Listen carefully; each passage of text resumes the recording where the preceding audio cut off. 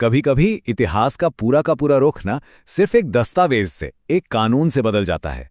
तो आज बात करते हैं एक ऐसे ही कानून की, जिसने न सिर्फ एक साम्राज्य का अंत किया, बल्कि एक उपमहाद्वीप का नक्शा ही बदल दिया और करोड़ों लोगों की जिंदगी को हमेशा हमेशा के लिए बदल कर रख दिया।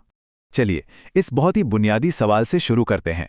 एक इतना बड़ा साम्राज्य जैसे कि ब्रिटिश राज, वो कानूनी तौर पर खत्म कैसे होता है? देखिए, इसका जवाब ना लड़ाइयों या क्रांतियों में नहीं है, बल्कि संसद के एक एक्ट में छुपा है। और 1947 का ये कानून इतिहास में पावर के सबसे बड़े ट्रांसफर्स में से एक का ऑफिशियल तरीका था। और ये है वो अधिनियम, इंडियन इंडिपेंडेंस एक्ट 1947। इसकी परिभाषा सुनने में तो बड़ी सीधी सादी लगती है, लेकिन इसका असर बहुत ही गहरा था। यही वो कानूनी दस्तावेज था जिसने ब्रिटिश भारत के बंटवारे और भारत पाकिस्तान के जन्म को एक तरह से ऑफिशियल कर दिया। पर हाँ, ये एक्ट कोई रातों रात नहीं आ गया था। ये तो दशकों के राजनीतिक संघर्ष, विरोध और बातचीत का नतीजा था। इस एक्ट की जड़ों को समझने के लिए हमें थोड़ा टाइम में पीछे चलना होगा, उस राजनीतिक संघर्ष की तरफ जिसने इसे जरूरी बना दिया। और उस कहानी का एक बहुत ही अहम किरदार है इंडियन नेशनल कांग्रेस। तो चलिए चलते हैं सीधे 1885 में। जब कांग्रेस की शुरुआत हुई तो वो कोई क्रांतिकारी संगठन नहीं था। उसका पहला मकसद तो बस ब्रिटिश सरकार के साथ बातचीत करने के लिए एक प्लेटफॉर्म बनाना था। शुरुआती तरीके भी काफी नरम थे, जैसे याचिकाएं देना, भाषण देना और सुधारों की अपील करना। ये टकराव का नहीं, बल्कि सहयोग का एक प्रयास था। अब यहाँ एक बड़ी दिलचस्प बात है। एक बड़े नेता गोपाल कृष्ण गोखले ने बताया था कि इस संगठन को बनाने में एक ब्रिटिश एओ ह्यूम की मदद लेना क्यों जरूरी था। उनका मानना था कि अगर किसी भारतीय ने इसे शुरू करने की कोशिश की होती ना, तो ब्रिटिश अधिकारी इसे पनपने ही नहीं देते। ह्यूम का होना एक सेफ्टी वॉल्व जैसा था, जिसने शुरुआती विरोध से इसे बचाया। लेकिन ये जो पिटिशंस और अपील्स का दौर था, ये हमेशा तो नहीं चल सकता था, है ना? ब्रिटिश रियायतों की धीमी रफ्तार से धीरे धीरे निराशा बढ़ने लगी और फिर कांग्रेस के अंदर ही एक वैचारिक बंटवारा पैदा हो गया। यहाँ हम उन दो रास्तों को साफ साफ देख सकते हैं। एक तरफ थे नरमपंथी, जो बातचीत और धीरे धीरे होने वाले सुधारों में यकीन रखते थे, और दूसरी तरफ थे गरमपंथी, जो अब बातचीत से थक चुके थे और सीधी कार्रवाई और पूरी आज़ादी की मांग कर रहे थे, जिसे उन्होंने स्वराज कहा। और इस नए दौर की भावना को बाल गंगाधर तिलक के इस जोरदार नारे से बेहतर कुछ भी नहीं समझा सकता। ये सिर्फ एक नारा नहीं था, ये एक ऐलान था। इसने आंदोलन का मकसद पूरी तरह से बदल दिया और ये साफ कर दिया कि अब सिर्फ पूरी आज़ादी ही मंजूर होगी, कोई समझौता नहीं। अच्छा, अब कहानी में थोड़ा तेजी से आगे बढ़ते हैं। तिलक के इस नारे और 1947 के बीच कई दशक गुजरे। गांधीवादी आंदोलन हुए, सविनय अवज्ञा हुई और दूसरे विश्व युद्ध ने ब्रिटिश साम्राज्य को काफी कमजोर कर दिया। अब हम कहानी के क्लाइमैक्स पर आते हैं, जब ब्रिटेन जाने के लिए लगभग तैयार था। सवाल यह था, कैसे? इसका जवाब उस राजनीतिक योजना में था जिसने इंडिपेंडेंस एक्ट का रास्ता बनाया।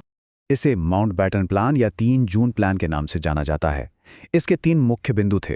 पहला, बंटवारे का सिद्धांत मान लिया गया। दूसरा, जो नए देश बनेंगे उन्हें डोमिनियन स्टेटस मिलेगा, जिसका मतलब था कि वो खुद अपना शासन चलाएंगे, लेकिन नाम के लिए ब्रिटिश कॉमनवेल्थ का हिस्सा रहेंगे। और तीसरा, जो सैकड़ों रियासतें थीं, उन्हें यह तय करना था कि वो भारत में शामिल होंगी या पाकिस्तान में। और यहां हम देखते हैं कि कैसे उस पॉलिटिकल प्लान को इंडियन इंडिपेंडेंस एक्ट के कानूनी प्रावधानों में बदल दिया गया। नए डोमिनियन बने, बंगाल और पंजाब का बंटवारा हुआ, और सबसे अहम बात, रियासतों पर ब्रिटिश अधिराजस्व यानी सुज़रेनिटी खत्म हो गई। टेक्निकली वो अब आज़ाद थीं, और साथ ही नए देशों को अपने संविधान और कानून बनाने की पूरी ताकत मिल गई। लेकिन देखिए, कानून पास करना एक बात होती है और उसे जमीन पर लागू करना बिल्कुल दूसरी। इस एक्ट के फौरन बाद का समय बहुत उथल-पुथल भरा था और आज़ादी अपने साथ बहुत बड़ी-बड़ी चुनौतियां भी लेकर आई। बंटवारे की जो मानवीय कीमत थी वो बहुत बड़ी थी। इतिहास का सबसे बड़ा माइग्रेशन हुआ, जिसमें लाखों लोग बेघर हो गए। हिंसा ने दोनों तरफ के समुदायों को तबाह कर दिया, एक ऐसी त्रासदी जिसके जख्म आज भी मौजूद हैं। और जैसे बंटवारे की चुनौती ही काफी नहीं थी, एक और बहुत बड़ी पहेली सामने खड़ी थी। ये नंबर 562। ये उन रियासतों की संख्या है जिन्हें अपना भविष्य तय करना था।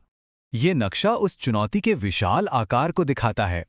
हर बिना रंग का हिस्सा एक आजाद राज्य था, कुछ बहुत बड़े, कुछ बहुत छोटे, मतलब उपमहाद्वीप का लगभग आधा हिस्सा ऐसा था जिसका भविष्य तय नहीं था। इन सभी को भारत या पाकिस्तान, इन दो नए देशों में जोड़ना एक बहुत ही बड़ी डिप्लोमैटिक और पॉलिटिकल चुनौती थी। ज्यादातर रियासतें तो शांति से शामिल हो गईं, लेकिन 3 मामले सबसे ज्यादा विवादित रहे। जूनागढ़ में मुस्लिम शासक पाकिस्तान जाना चाहता था, लेकिन वहां की ज्यादातर हिंदू आबादी ने विद्रोह कर दिया और फिर वो भारत में मिल गया। हैदराबाद में अमीर निजाम आजाद रहना चाहते थे, लेकिन भारत ने सैन्य कार्यवाही करके राज्य पर कब्जा कर लिया। और जम्मू कश्मीर, जहां हिंदू महाराजा ने मुस्लिम बहुल राज्य पर शासन करते हुए भारत में शामिल होने का फैसला किया, और वहां से एक ऐसा संघर्ष शुरू हुआ जो आज तक सुलझ नहीं पाया है। तो 1947 का एक्ट सिर्फ एक कानून नहीं था, ये एक अंत भी था और एक शुरुआत भी।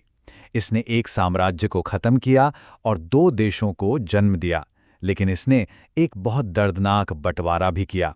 तो हम इस दोहरी विरासत को कैसे समझें?